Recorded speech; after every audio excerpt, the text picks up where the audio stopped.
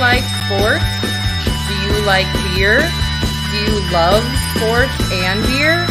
Then you're exactly where you need to be.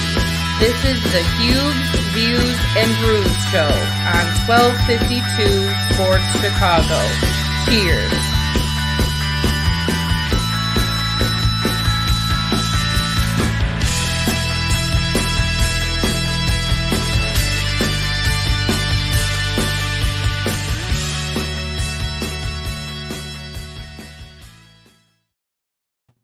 How's everyone doing? It is a great Monday night for sports. I got games all over the place.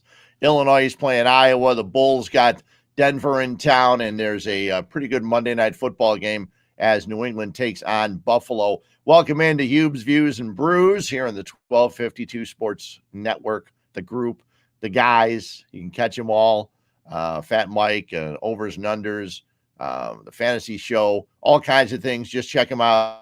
Not only on Facebook, but also, or Meta. I guess we have to call it Meta now. Every time I try to bring up Facebook, it says Meta. So on Meta and on YouTube and also on Twitch. And you can always find us also on Spotify, all the audio on Spotify, and it is right there for you. We'll talk some Bears today, of course. Why not? A day after a Bears game. And for weeks, I've been saying something. And today I saw The Athletic online talking about it. My buddy John Greenberg, who gave me some kudos the other day for something. We'll get into that. And then I heard Tom Waddle talking about it. And I've been spewing it for weeks. So we'll get into that as we start talking Bears. We'll get into some Bulls. The Bulls are getting ready to take on Denver. And they're going without not one, but two of their starters. Alex Caruso out for at least a week with a hamstring strain. And now DeMar DeRozan, who earlier in the day got named the Eastern Conference Player of the Week after averaging 30 points and leading the Bulls to 3 straight victories, including 2 in New York, 1 against the Knicks, 1 against the Nets.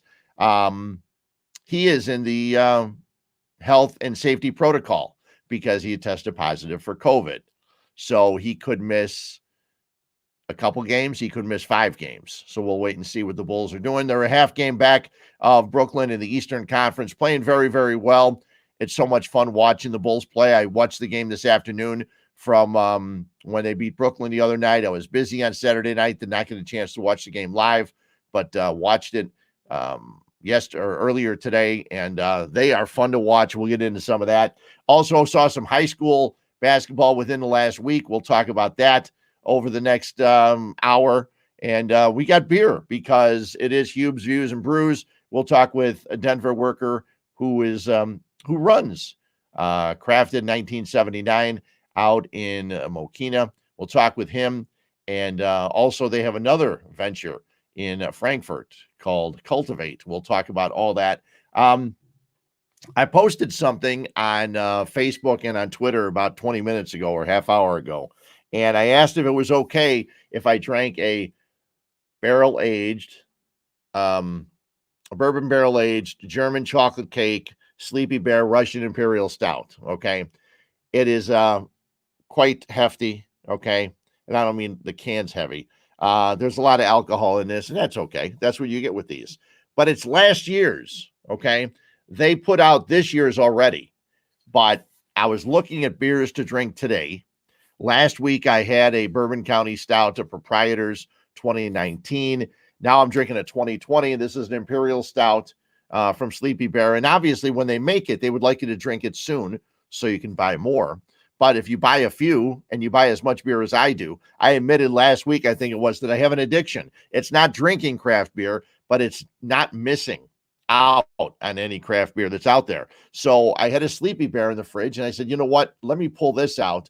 And I decided not to have the Dino S'mores, which was made recently. I just picked up from Orange and Brew. Also, I passed on a Pollyanna Barrel Aged that I also got at Orange and Brew the other day. There's some stuff going on at Orange and Brew. We'll talk about that in a little bit when we start talking about beer. But I want to open this and taste it. I've had it before. It's very good. But again, it's older. But usually stouts last longer than IPAs and lagers in cans. At least that's my uneducated explanation. Okay. Now, this is going to be really good. I'll tell you what's in it. Brewed with wheat, roasted barley, oats, rye, all the stuff they make beer with, chocolate, honey, caramel malt, milk sugar, cacao nibs, Madagascar vanilla beans, pecans, and toasted coconut. Okay, how could this be bad, right? Just throw all those things in a blender and I would drink it. Okay, but this has alcohol in it. So, yeah, there's no complaining. I'm not going to complain about this at all. It tastes wonderful. It's a sleepy bear, and that's probably what I'll be a little bit after the show ends. No, I got a lot of stuff to watch tonight, but this is good. And again, I'm sure there's a lot of people out there. The beer is made by Workforce out in Plainfield. Nice little brewery. I was out there a while back. I went there on a night where I didn't know anybody. I just went in, grabbed some beers, sat by myself, and sampled them, and had a great time. There was a active group. There was dog friendly, if I'm not mistaken. There were some people with their dogs in there. So nice. But this is very tasty, sleepy bear, and I'll be drinking it throughout the show. It's funny, I listen to one of the shows, and when I take a sip, you just hear silence unless I make some silly noises like or like that. So I will do that throughout the course of the show when I'm drinking my beer. But let's talk about the Bears. I said I heard something and read it on Twitter from John Greenberg in The Athletic. Also heard it from Tom Waddle. And I've been saying this for weeks. Let's see, the Bears are 4-8 now. I know I've said it for at least 3, maybe 4 weeks. You're really wasting your time and your energy if after every single Bears game or during every single Bears game, you're just sitting there and you're complaining and you're upset about fire Nagy, fire Pace, fire Nagy, fire Pace. When's this going to change? It's not going to change yet. Just watch the game. Enjoy or don't enjoy it. I heard Waddle say something that I've never been able to do as a guy that follows football. Now, I guess you can do it live if you want to go back and watch some of the stuff. But Waddle said today that there were times yesterday he was watching the Bears game, turned the volume off, and it wasn't because Adam Amin's on the game along with Mark Schlereth, but he said he was more interested in what was happening on the red zone.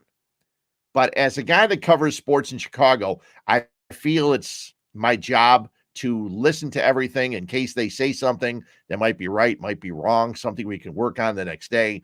But I'm not questioning Tommy. Tommy could have always gone back. He could have heard everything. Tommy's watched and listened to more football. Well, probably not listened to more football than I have, but he knows more about the game than I do. But when he said today, he said, you can't worry about it. You can't let yourself get all worked up about fire Nagy, fire. It's not going to happen. I cannot imagine it happening. Some people say, well, maybe if they lose to the Packers on Sunday night in front of a national audience, they can get fired. Anything can happen, but why are you hanging your hopes on that? Because even when they do get fired, nothing's going to happen until the offseason. They're not going to hire a guy that's going to come in and work with these guys. So just try to watch, try to see what can or cannot be good and beneficial to this team going forward. Yesterday, there wasn't much, okay? Arizona Cardinals come in after a full 2 weeks of preparation for the Chicago Bears. And, yeah, John, the Sleepy Bear is good. Again, this is 2020, and it's pretty tasty to me. How's this for the Bears? How do they get this? 2 weeks in a row, the Bears play two of the best teams in the NFC, and those teams get 2 weeks off. They get their bye week to prepare for the Bears. That's not fair. So anyway, the Cardinals are the beneficiaries of not 1, not 2, not 3, but 4 Andy Dalton interceptions. Now, 3 of them were on Andy Dalton. He threw behind Jakeem Grant for the first one. He threw directly to Cole Kmet as the Bears were moving the ball downfield on the second possession of the game. First possession of the game, I think it was the third play. He throws the interception, and Cardinals go in and score. They go on 4th down, 4th and 2. What do? They throw to DeAndre Hopkins for a touchdown as he beats Jalen Johnson in the corner of the end zone. Okay. So that's early. Then the Bears get the ball back after Arizona scores, and they get another interception. They're moving the ball downfield. David Montgomery's playing well. Montgomery's doing everything he's supposed to do. He's running with the ball, catching passes. They get an unnecessary roughness penalty, the Bears do, when a defender for Arizona actually hits Mooney in the head. He didn't try to hit Mooney in the head, but Mooney dipped his head right as he was getting there with the shoulder. But they're moving the ball. Everything's going well. And then Cole Kmet bobbles the ball after he gets hit with a perfect pass, falls on his back, bobbles the ball. Budda Baker picks it up, runs 78 yards. And then they score again. Kyler Murray, a 9-yard touchdown run. The Bears eventually scored in the second quarter. 1-yard run from Montgomery after they go 13 plays, 77 yards, 7 minutes, 49 seconds. They moved the ball well, did things okay.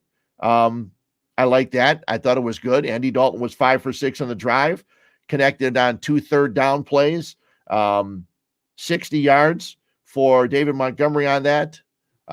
They converted it 2 thirds and a 4th down. Things were looking good if he just didn't turn the ball over. And then, unfortunately, he did again later. He throws another interception. 4 interceptions, a tip pass by Chandler Jones that gets intercepted, and then he throws a little swing pass, a little screen pass. Bears trying to use screen passes now. Finally, they realized, I guess they turned that page in the, in the book, in the playbook. They turned the page to, hey, these 2 pages were sticking together. This page here says there's a thing called a screen pass. And we can throw little screen passes and dump offs to our wide receiver. And our running backs. So they tried to throw one of those to David Montgomery. And unfortunately, it didn't go far enough. And Zach Allen intercepts it and runs it down.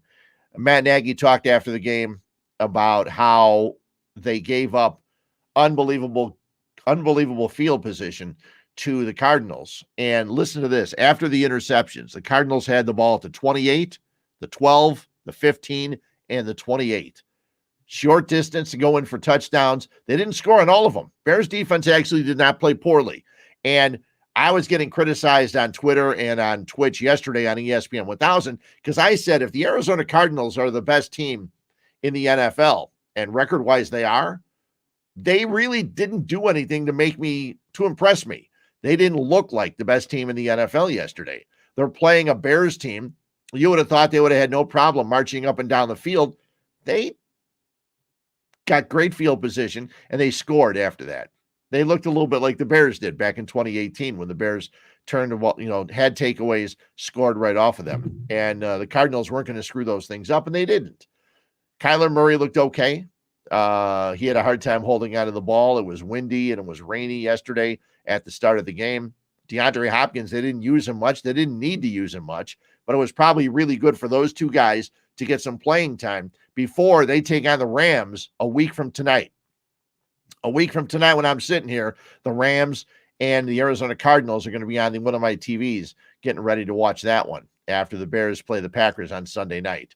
So I'm pulling for the Rams. I want to see what the Rams could do. I think the Rams offensively are trying to figure things out. They're getting better. They were gifted the Jacksonville Jaguars yesterday. It was an early Christmas gift when they saw that on the schedule. So they took care of the Jaguars and ready in preparation for the Arizona Cardinals. So there were a couple of things I wanted to make sure I brought up about the game. Oh, and John Greenberg from The Athletic said something similar. He said, why waste your breath on this Bears team? And that's basically what I was trying to say. Why get all worked up? Why get crazy? Now, I understand you're big diehard fans. I understand you rate for these 16, 17 games each year because you are football fans. This is Chicago. We pull for the Bears, okay? But you know what situation it was. I think you pretty much realized when George McCaskey said that Pace and Nagy were their guys and they believed in them. We had an idea what this season was going to be. And now we don't have Justin Fields because of the cracked ribs. When Justin Fields is ready, I expect him to be out there. And Tevin Jenkins is ready, and I expect him to be out there. And when I heard from Matt Nagy the other day, the very last question on his press conference was about Tevin Jenkins. And he basically said that we'll use him sparingly. And then by the end, he said, we'll see how it goes. And yeah, John, you're right. There is no team right now that looks like they're bound for the Super Bowl. So, and this is what the NFL likes. The NFL likes when there's a lot of people banging battling for the Super Bowl, I think, instead of just one dominant team.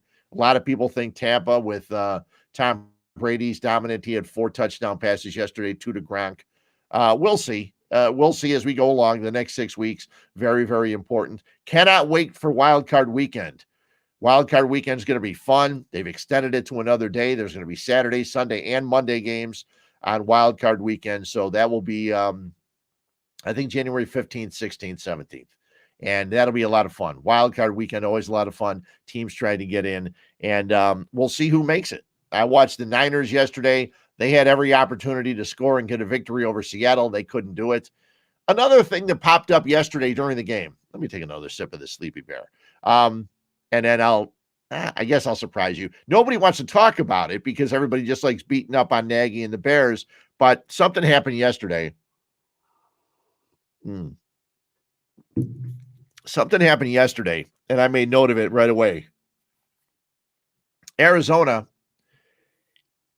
calls a timeout because the clock is running down. And they come out of the timeout, and they go to the line of scrimmage, and they get whistled for a delay of game.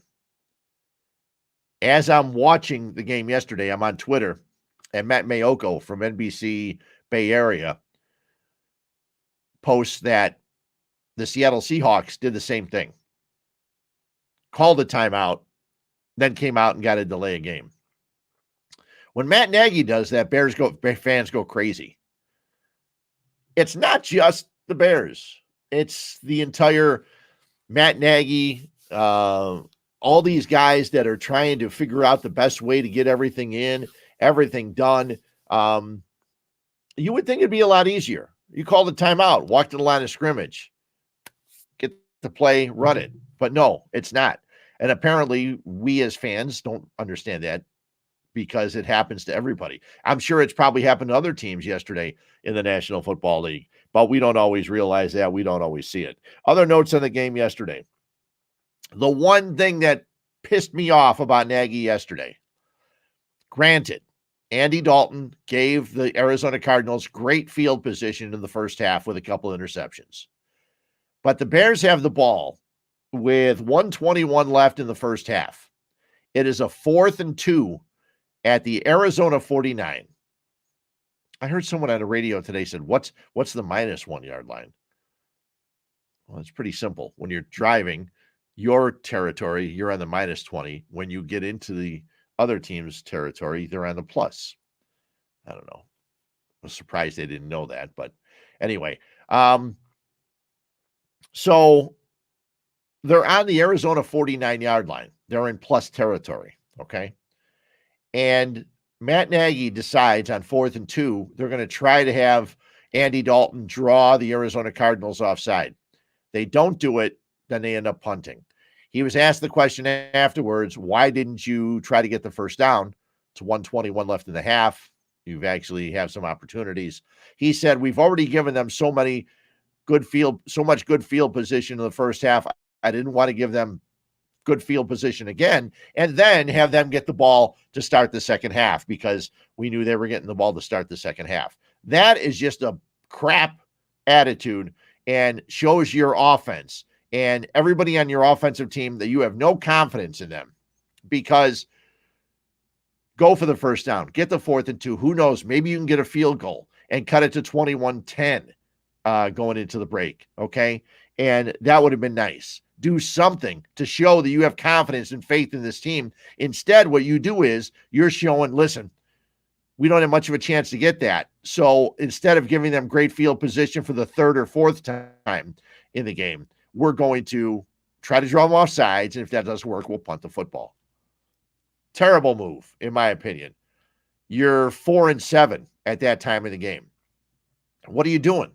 Your season's, you're not going to the playoffs. Show the team that you have some confidence in them. That was a terrible move by Matt Nagy, in my opinion. There's many, but that was a terrible move. Let's see here. Tevin Jenkins played on an extra point protection. He may have played a little bit more, but I know that he did play at least there. And I would love to see this kid play a little bit more. If he's ready to play, ready to take the field, put him on out there. pull Jason Peters for a series or two and let Tevin Jenkins play. Now do it with Andy Dalton out there instead of Justin Fields. Okay.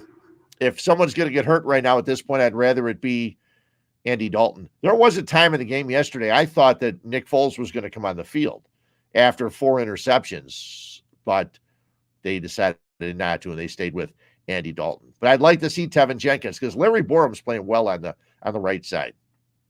And the line is blocking well for the running game. We saw what happened yesterday with David Montgomery. Montgomery had 90 yards rushing the ball. He had 51 yards catching, hit 141 yards from scrimmage. That's the guy that you can help build your team around, your offense. I thought Cole Kmet was the guy you could build your team around. But damn, the guy cannot hold on to the football. If you're a tight end in the NFL, you got to hold on to the football. Little fast wide receivers, you may drop a pass, but if you're a tight end, they're throwing to you in key situations. Your job is to get open and catch the football. And that needs to happen. There's no doubt that needs to happen. And I don't know if that is going to happen. I kind of like also that Jakeem Grant's been added into this offense. That's nice. They need some speed. They don't have Tariq Cohen. I mean, he's standing on the sideline. He's the shortest guy there, standing on the sideline, but they don't have him. And Jakeem Grant, the guy they brought over from Miami, I like when they run plays for him. I like when they get the ball in his hands. It seems to work pretty well. It seems to do pretty well. He's got some speed, but he's a little guy. Andy Dalton's got to learn how to throw to him when he's on the move because he's little and he's fast. And that was one of the reasons for the very first interception yesterday. So the Bears now get ready for the Green Bay Packers Sunday night.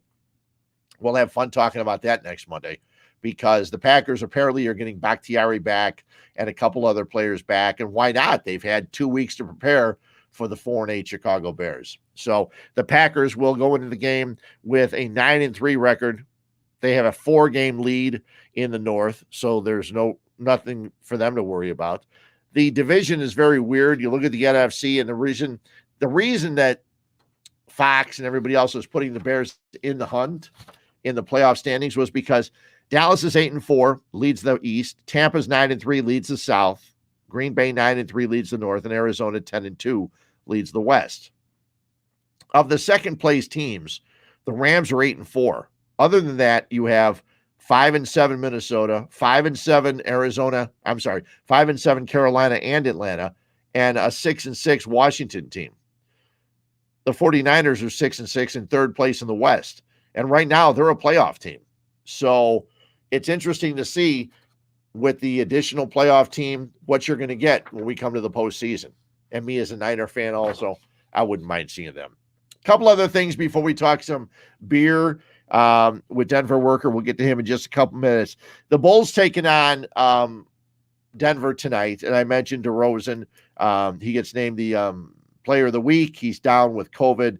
It's fun to watch them again. Alex Caruso came out, tested his hamstring against the Nets the other day, hit a couple of threes, and then about 8 minutes in, had to leave. But Ayo Dosunmu, a kid from Chicago, it's nice to see. He got picked in the second round. I know I mentioned him last week, but he had a nice game. He had 11 points against Brooklyn. He had a really nice block. He got a start tonight because of this. And it's nice to see a hometown kid, one of the kids from the Illinois high schools to get to the pros, get to the next level, and do as well as he is in his rookie year. And that leads me into high school basketball. Anybody that's listened to me in the past, I'm not an NBA fan. I'm a Bulls fan, but I'm not an NBA fan. Like if the Bulls weren't on today and Denver was playing Portland, it would not be on my TV. Okay. I'm only watching Bulls games. I don't care if the Nets are playing Miami. I don't care if the Knicks are playing the Celtics. It doesn't matter. I'm not that guy. I watch enough sports that I'm watching the Bulls and I'm watching the Blackhawks. They've been playing very well, actually. Got a 3-2 shootout win yesterday against the Islanders. They come home and play the Rangers on Tuesday. But I'm not watching that. I like college basketball, but I liked it more before all of the one-and-done stuff. Another sip of the Sleepy Bear. Once the one and done started happening in college basketball, I'm watching the Illinois team. I know about 3 guys on that team, and I watched them play last year. you don't, they overhaul their entire team, it seems, on a year-to-year basis. Junior college guys, other guys come in. It's tough to follow. But high school basketball, guess what? High schoolers have to stay in high school for 4 years. And I had a chance with one of my beer buddies. Kofi is the man. They got a nice lead over Iowa right now, 61-47. Illinois going on the road, and Iowa was undefeated in at home, so it'll be nice to see Illinois hang on. But I went one of my beer buddies, Chet Brett. He had gone to school at Glenbard West, and Glenbard West, according to Michael O'Brien of the Sun-Times, who I'm going to try and get on here in a couple of weeks. He's always at basketball games. Maybe I can get him on a Monday night in between games or something. But I went and had a chance to see Glenbard West play DeKalb last Tuesday in Glen Ellen. And a nice little town. Glen Ellen's such a great place. The beer cellar's there. I've stopped by there. We stopped in that day. Dave Hawley wasn't in, probably gone for the day. Walked down through downtown Glen Ellen, walked on over to the basketball arena at Glenbard West, and we saw Glenbard West beat DeKalb a final of 73-36. Okay, they doubled them up. But Glenbard has, on their starting 4 of them already have deals to go to college. One of them going to Gonzaga. His name is Braden Huff. I had a chance to meet him after the game. Nice kid, 7-footer, handles the ball like a guard. They pass the ball really well. He's headed to Gonzaga. That'll be nice. Another kid heading to the Air Force Academy, I think it is. So a fun team to watch. I love college or high school basketball. My buddies and I have gone to high school basketball. We've gone to the state tournament, which was in Champaign, then in Peoria, and now this year back in Champaign. 28 of the last 30 years we've gone. And we don't go to every game. We get down there. It's a guy's weekend off. Usually it's the same weekend of NCAA tournaments, so we'll go there on Friday, may catch a Saturday afternoon game, and then maybe spend the day in the bar on Saturday night watching NCAA tournament games. But I cannot wait. We're going down to Champaign this year. It is a 3-day tournament. They've got 1A, 2A, 3A, and 4A all in Champaign the same weekend. It's going to be a little confusing, but the Thursday is all 1A teams. So sorry, we're not going to enter the arena. We may hit some of the bars, but we're not going to enter the arena. And then Friday and Saturday, the 3A and 4As get together and get going. So cannot wait to get down there. The Hinsdale Central Christmas tournament, the schedule is out and the teams are out. Cannot wait for the Proviso West tournament Christmas week. Always a busy week, always a fun time seeing some of the best high school basketball right around the holidays. It's fun to watch. And looking forward to it. We'll talk a little bit more about that as we move forward. I got some beer talk to get to, but first, let's take a quick break and hear a little word from our sponsors as I can drink some more of this Sleepy Bear.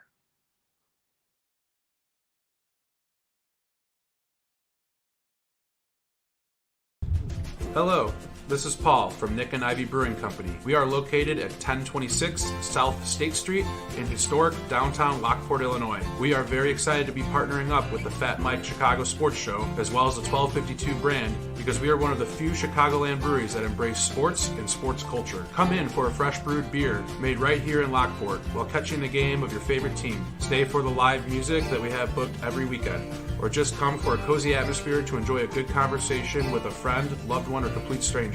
Nick and Ivy makes you feel right at home no matter what the occasion is. Follow us on Instagram and Facebook by searching for Nick and Ivy Brewing Company. Visit our website for our up-to-date tap list or to go shopping on our online store at nickivybrewing.com. That's Nikivy brewing.com. Come in today for fresh brewed beer born and raised in Lockport, Illinois. Hey, Susie, thanks for hooking me up with the Fat Mike markdown on my insurance rates at State Farm. This is awesome. No, Mike. The Fat Mike markdown is not a real thing. I don't believe that for a second. Let me repay you the favor and tell you and all my friends about the Fat Mike markdown. Okay, well, that's just fine, considering that State Farm just gives everyone surprisingly great rates. You heard it here first, folks. So give Susie Sheehan over at State Farm Agency a call and ask for the Fat Mike markdown. It's the best. For the real deal, give us a call at 815-306-0184 or go to SusieSheehan.com to request a quote. My team at the Susie Sheehan Agency is here to help with all of your insurance needs for auto, home, and life. and we service Illinois and Indiana. Also, if you mention the Fat Mike Markdown, $10 will be donated to a local charitable organization through our Quotes for Good program in your name. Remember, that's 815-306-0184 or SusieSheehan.com. Thanks so much. Get on it, everybody. Woohoo! Hi, I'm Jonathan Darren, licensed real estate broker with Coldwell Banker Real Estate Group in Homer Glen. Are you looking to buy or sell? Have you been disappointed in the past? The Jonathan Darren team with Coldwell Banker Real Estate Group focuses on providing you with a concierge level of service during the process of buying or selling. We are a service-oriented team with a fresh and professional approach to selling real estate. Our goal is to combine knowledge, skills, and passion to exceed our clients' expectations, and most of all, we truly care. We are a knowledgeable real estate team focused on offering expertise and innovative solutions for our clients. The Jonathan Darren team has 5 full-service real estate brokers and a dedicated full-time marketer servicing all of Chicagoland. We will customize a detailed plan around your timeline for a sale, purchase, investment, estate, or other needs. Real estate transactions can be stressful, but don't need to be. Let us handle it for you. Visit our website, homesbyjdt.com, or call 708-308-1938 today. Expect better in real estate. Choose the Jonathan Darren team. It's interesting. A lot of these sponsors from Lockport and most people that listen to the show or watch the show or know me know I've talked about it on ESPN 1000. I'm building a house in Lockport, and I cannot wait to get to a Lockport basketball game. Actually, my girlfriend, her kids all went to Naperville Central, and Naperville Central is playing at Lockport in a game coming up here. I can't remember if it's December or January. I think it's January. And I'm going to get over there and check it out, see how the Lockport Porters basketball team does after they won the 8A football championship. Couple of beer notes before I bring in Denver Worker. And most beer people were all running around last week trying to get the Hop Butcher minted, okay?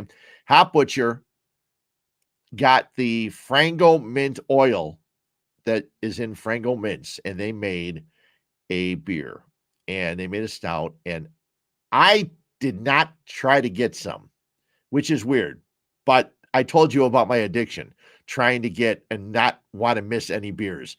So I tried to tell myself, okay, I don't need this beer. I can live without this beer. And now I'm going through withdrawal because it looks so cool and it looks good, and who doesn't like Frango mints, right? And if you like a stout, and if you like an imperial stout, and okay, I did not try to get it. So that's one thing. Now, some other stuff that's going on. I just saw today, the people from Miskatonic, the brewers, they were over. They're making a collaboration beer with Pierce Tavern. Pierce Tavern right in downtown Downers Grove, a great, great place.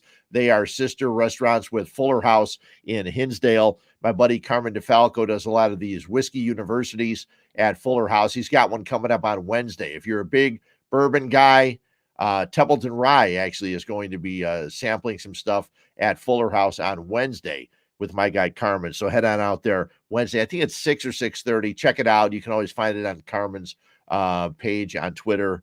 But yeah, Pierce Tavern and Miskatonic working on a collaboration. So keep an eye out for that. Goldfinger on Wednesday this week. Okay.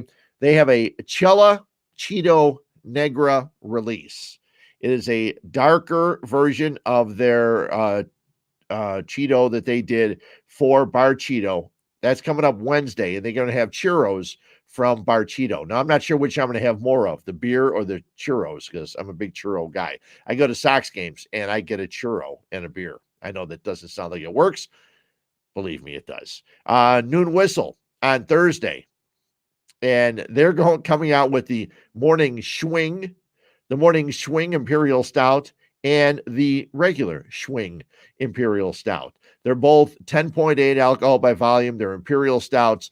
The morning one, you figure morning, it's got coffee in it. Coffee, sweet maple, also cocoa and salty caramel. The regular Schwing, chocolate, brown sugar, and toffee. I'm not a coffee guy, so I'm probably going to try that one. It's a busy week. We get to the holidays. So that's Wednesday, Goldfinger. Thursday, Noon Whistle. Orange and Brew on Thursday has a Revolution Deepwood tap takeover from 5 to 7. I'm trying to plan out my week. Okay. being in Downers. It's easy to hit all these places. And then this weekend, Buckle Down Brewing celebrates their 8th anniversary.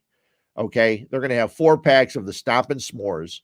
It is an imperial stout, very, very tasty. And they also have bombers of their barrel-aged Stompin' S'mores, which is very, very good, very tasty. I've had that before. And so I'm, again, my addiction, we'll see. Those are all places that I would like to go to. Now let's see what I can do. I get a little jittery. You never know. I may have to make the move there. So we'll see what happens. A few years ago, I want to say it was 4 years ago, our guest opened up a place in Mokina, and I had a chance to get on down there. I've been down there once or twice since then, as we bring in a Denver worker from Crafted 1979. Denver, how are you tonight? Good. How you doing, Fred? I'm doing great. How about you? I'm doing good. We just celebrated our 4-year anniversary and had a lot of fun doing it. So Yeah, you had. I know you had big days every day leading up to it, and each and every day. My biggest question for you, and I've asked all the guys that have tap rooms and beer stores and that, is what were you doing before this, and what made you want to get into this kind of business? well, I worked in the airline business. I Okay. worked for Southwest Airlines for 18 years. I just resigned about a year and a half ago, so I was still doing it while opening this business. One of the things that brought me to this business, I was a big beer nerd like you, chasing it around. I Yeah. wanted to go find the fun beers and whatnot. In the early, like 2014, 2015, chasing it down, having a lot of fun doing it. Met a lot of great people. I think one of my favorite parts of this industry is the social aspect of it. I'm kind of an introverted human being outside of when it comes to craft beer. I love talking Sure. about it. I love talking to people about it. So, And I know that when you first opened that place, the place in Mokina, it's like, well, was it 190 or it's 19200, right? Is that the address? 19200, yeah, LaGrange Road. Yep. Yeah. That's how I Yeah, go with right it. down there on LaGrange Road. And you cross the bridge, you cross 80, and you can't miss it. You get down there. And it's interesting because I'm looking at it, and it was not easy to open, but I know what happened when I was there. You told me, and I know that when you opened, you had the mayor. I think the mayor of Mokina was there, and but the community is so important. And why did you open it up where you did open it up? Well, to me, when I was traveling for this beer, searching it out, I always wanted to be around other places. Right. Me and my wife, we travel, obviously worked for the airline. We traveled a lot. And when we got out and about, we would look for places to go and enjoy ourselves, but also hit a couple spots because, we wanted to try more than just one brewery while we were out and about. And so part of the reason we looked for this area was to be in Mokina. I mean, we're very close to Open Bottle, which is a very similar store to us, and Right. but we were surrounded by a lot of breweries. We had Tribes, we had you had Sound Growler, and you have 350 and Hailstorm. You have all these breweries in the area, and I felt like this would be a great area where great I-80 corridor for people to come down, check out some craft beer, hit our spot, try a bunch of different breweries and whatnot. I tell this story. I've told it a couple of times here on the show, but when my wife and I would go on vacations, I don't like the pool. I'm a big guy. You're a big guy, I know. Yep. And I'm not a big pool guy. And I said, listen, every time we go to the pool, we have to go to a brewery. So we were in Arizona, and we went to the pool 4 times. And then we went to Four Peaks, and we went to Scottsdale Brewing, and we went to it's not Goldfinger, it's another Goldwater Brewing in Scottsdale, and we hit all those. Is that what you do? Because when I go on vacations, I always try to hit the breweries that are in other towns. Yeah, I do try to work some vacations in where my wife can have some fun too, but she has just as much fun as I do with these. We just actually went to Maine, Portland, Maine, checked out a bunch of breweries, but we also checked out some tourist spots. And then earlier in the year, we hit Richmond, Virginia, back in May, and I mean, that was such a cool city. So many great breweries, and they had so many breweries in such a small area, and that was really appealing. It was really cool to check out, like, could check out all the historical sites Sure. and see everything that was going on down there. And it was great. It was a lot of fun checking out all those breweries. Have you been to Charlotte? I heard Charlotte is like a huge brewing area. No, it's definitely on my list. There, Yeah. the other Portland, Oregon, I want to get to, are some of the ones. I've been to quite a few major cities with the breweries, but yeah, Charlotte's definitely up there somewhere. I want to Yeah. go check out. When you first opened up, you opened up, store doors open, and what were your biggest concerns when you first opened up, and how did they pan out? What was the thing that maybe you weren't worried about when you opened up, but all of a sudden it jumped up and bit you? Well, I think one of the things is, getting the best beer is always an important part of our type of store. We want it to be a place where you can come in and try craft beers from our area, and maybe not necessarily still experience like something that would be in their tap room, something that you can't get unless you went there. It gives people an opportunity to get that little taste of what is the highly sought after beers, stuff like that. And in the beginning, it's tough. It's a struggle. You're new. You don't have much market share to it. You're trying to develop relationships. I think I did a great job of developing some relationships throughout the years to allow us to have the incredible tap list we have every day, and to be able to do the great events that we did here just over this past weekend. So. I was going to ask you that, because how important are the events? And I also have it written down here, how important are the regulars, the guys that come in and each and every week, maybe they're there to sit down and have a beer at the tap, or to come in and buy some of the newest stuff? How important is it for you to get the regular customer and make sure that they have the great experience that they're looking for?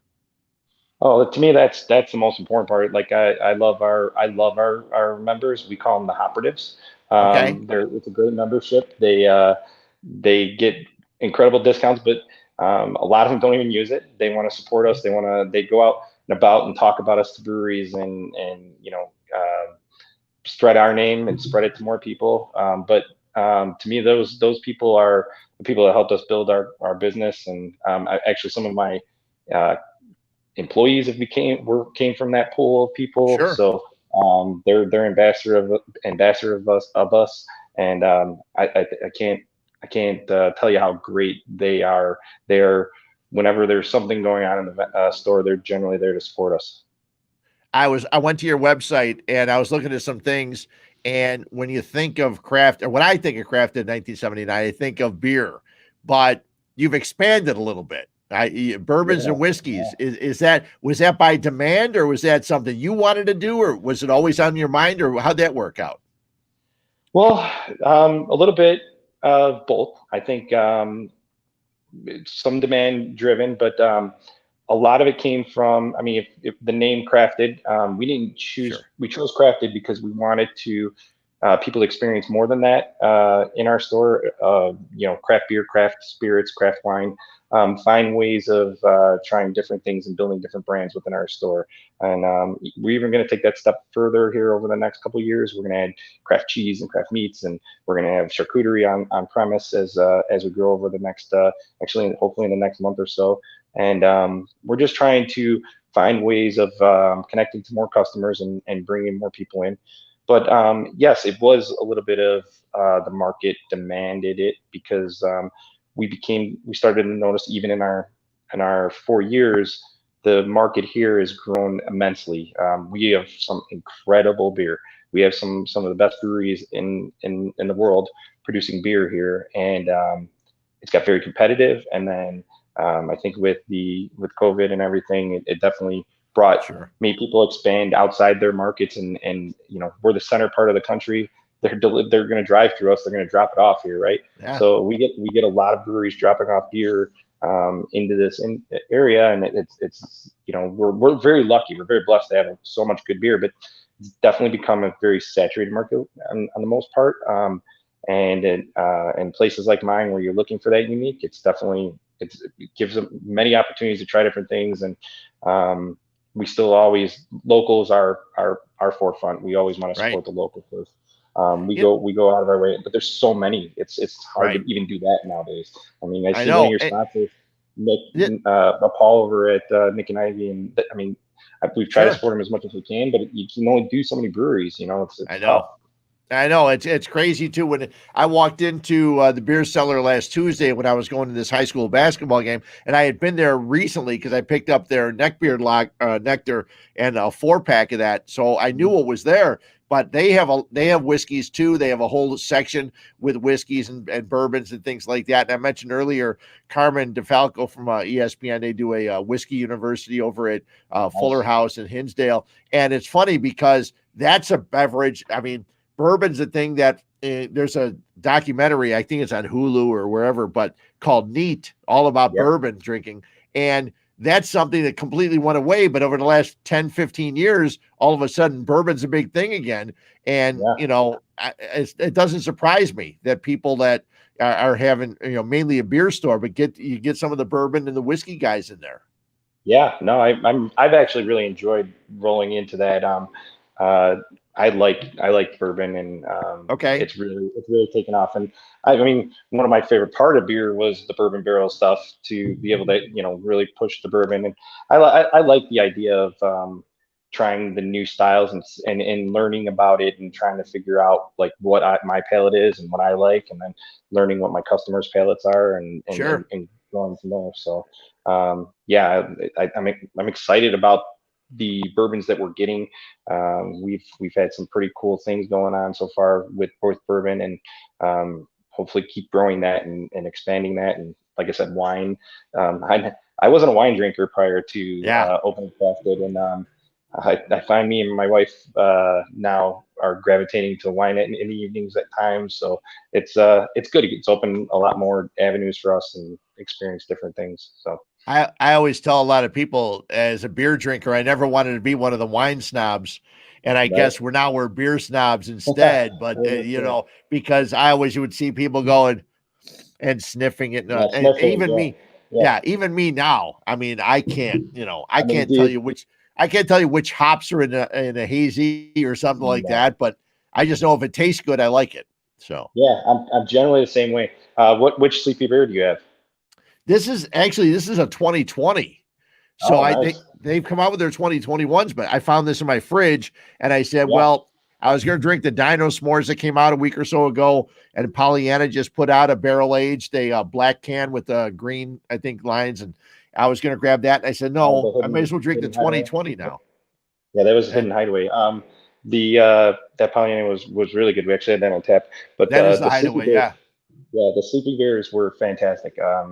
I was able to try it at Fobab, the double barrel, and man, that won the gold medal. And totally understand why. It was outstanding, and they had all the variants, and we were able to tap those this week. And yeah, they're really good. Yeah. Brandon over there crushed it, knocked it out of the ballpark on those this year.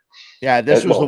This was the one year I didn't go to Fobab because I was working, which was a pain in the Okay. ass, but I couldn't go to Phobia. I wouldn't get there in time to enjoy it on that Saturday, which is the day I usually go, and I missed it. So I will not miss it again. I can guarantee you Yeah, on that. no, I took a Yeah, couple of years off with trying to get the business going, and sure. I was able to get away this year, and I forgot how much I missed it, and I don't think I'll miss it again because it was a lot of Yeah, fun. So yeah. yeah, No, it's wonderful. Let me ask you a question. So yeah. you're working, your wife's busy, you've got the tap room, and all of a sudden you decide to open up something in Frankfurt called Cultivate. What's going on? Why did you do it, and how did this come Yeah. about?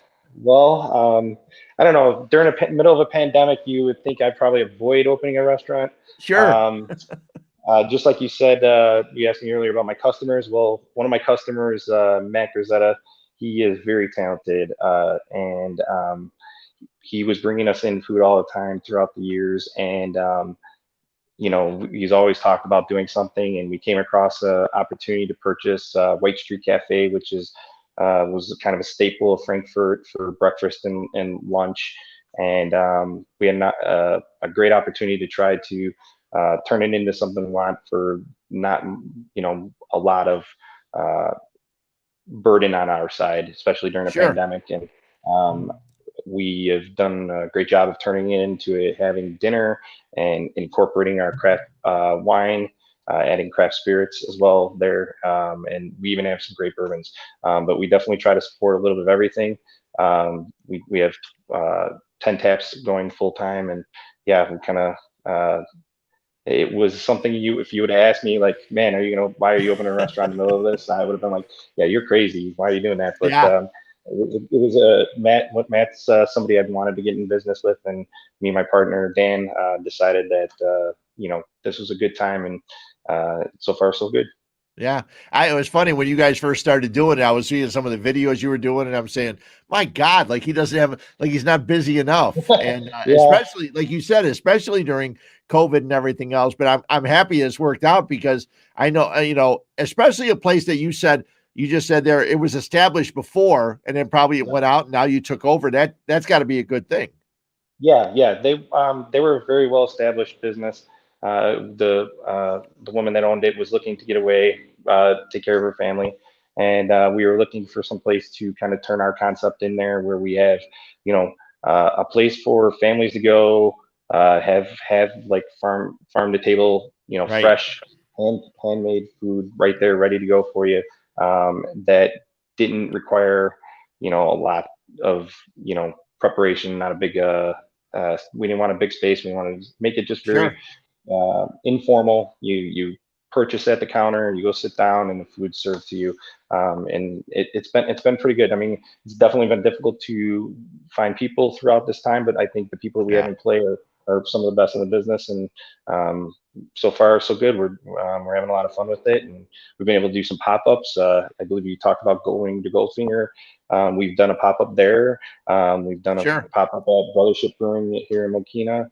So, and a couple at our Crafted. So kind of gives us some more opportunities to bring food into places we own, and then as well as some of the relationships around us. So I'm sure it's an easy answer, but what's 1979?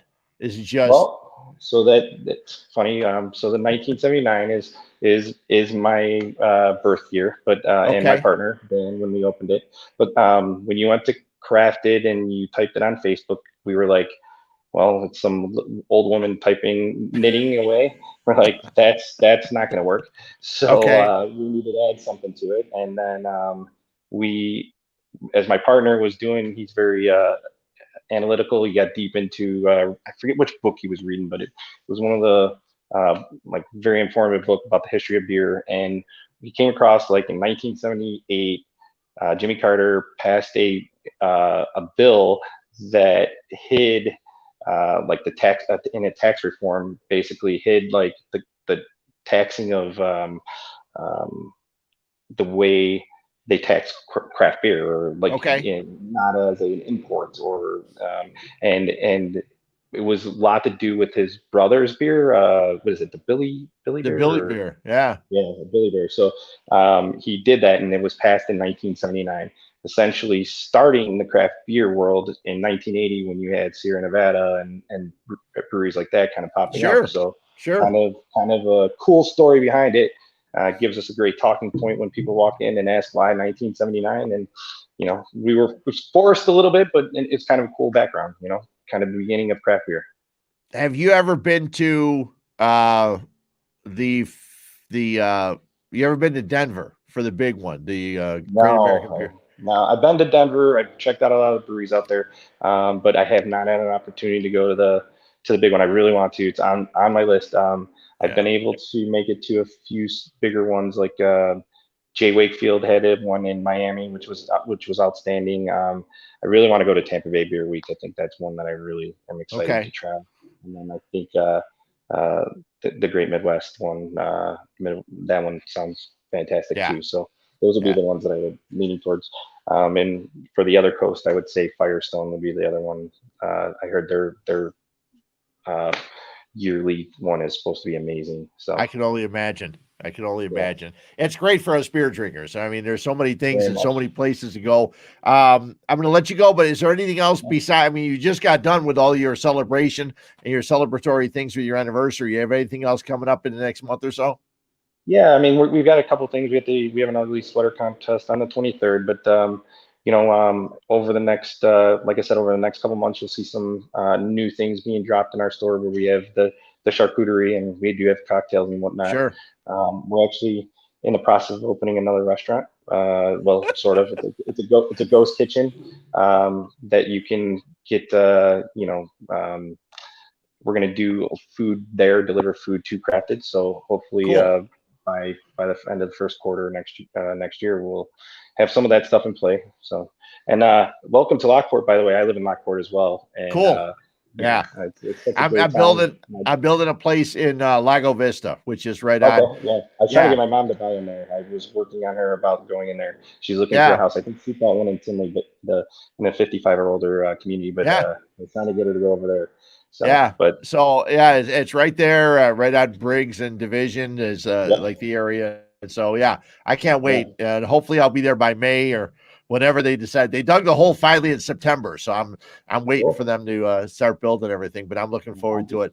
Yeah, and we'll definitely Cedar there, so not too far. Yeah. So no, it's a fun place. It's a nice place, and I'm looking forward to it. Denver, appreciate it. You were one of my first guys that I've been to, and I had you out there. I have not had a chance to talk to you. I'm glad you had a chance to jump on with me today.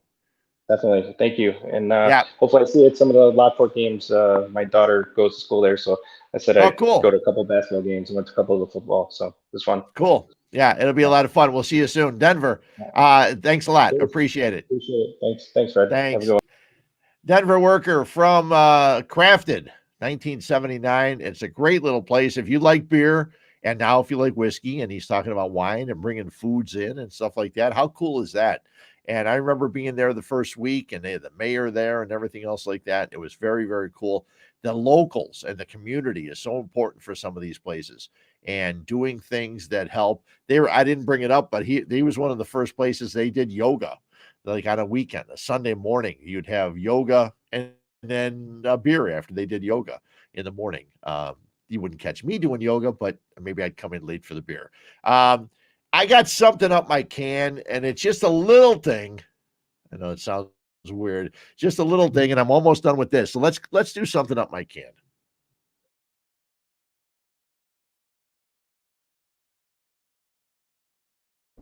Well, maybe it's just because you're ugly. Ugly? You gotta be kidding me. Oh, come on! Time for What's Up Fred's Can on 1252 Sports Chicago. Okay, Sam Mustipher looks like he's in pretty good shape for a center. I mean, you bend over for the entire game. You bend over and you snap the ball between your legs to the quarterback. At least 4 times in the last 5 games, Sam has hit his leg with the ball and it's rolled back to the quarterback. He had another bad snap yesterday, and then he got called for an illegal snap. I hadn't heard that called on a center before. I like Sam Mustipher. I think he's a guy that actually, when Notre Dame had a really, really good offensive line, he was their center. He was the guy that led them, okay? But your job is to snap the ball to the quarterback. His hands are right there on your buttocks. It's right there. His hands are there. Real simple. I know. Shotgun's a little more difficult. But Sam Mustipher's got to be better. I like him. I think Mustipher and Daniels is playing well. I saw Daniels with a couple of nice blocks. I saw Whitehair get into it yesterday with a guy from Arizona. Listen, I like to see the offensive linemen get into it with the defensive guys.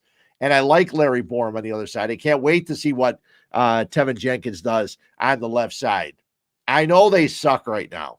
I know they're 4-8. I know everybody wants Nagy to be fired. But you got to go with what you got, okay? Next year, the team will be different. The coach probably will be different. But you're going to have half of these guys are still going to be here. And hopefully it's Tevin Jenkins and Larry Borum and Whitehair. If you want to get somebody else to play one of the other positions, fine.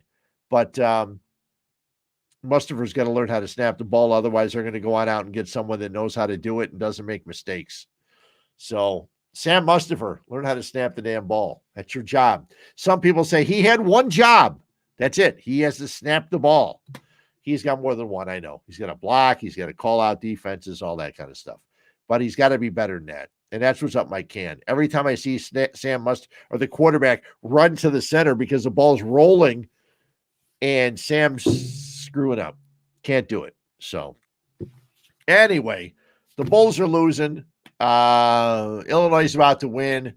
And we'll see what the football game's doing. Appreciate you for jumping on in. Thanks to Denver Worker. They got a great place. You get a chance, go to Craft in 1979. I have not been out there for a while. I want to get out there and check out all their stuff and cultivate and another rest. He just keeps opening stuff up. He's working harder and I'm working less. So what can I tell you? That's just the way things go. Don't forget, last week you may not have seen a Fat Mike show because he wasn't on, but I'm pretty sure he'll be on Wednesday. So check out Fat Mike on Wednesday night. He'll have a lot of stuff to talk about. He'll talk about how pissed off he is about the Bears.